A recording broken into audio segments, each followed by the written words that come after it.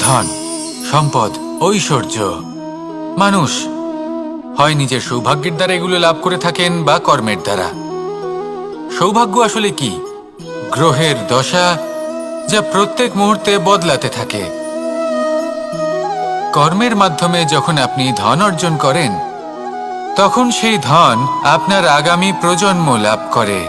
সেটা হয় সে ভোগ করে বা তার জন্য তার ভোগান্তি হয়। আর এটা নির্ভর করছে আপনার কর্মের ওপরে। কি কর্ম করেছেন আপনি সেই ধনকে লাভ করার জন্য। যদি আপনি সৎ পথে চলেন, নিষ্ঠা ভরে আপনি কর্ম করে থাকেন এবং তার ফলে আপনি ধন অর্জন করে থাকেন, তাহলে আপনার আগামী প্রজন্ম সেটা ভোগ করবে, সেটা প্রয়োগ করবে নিজের বিকাশের জন্য।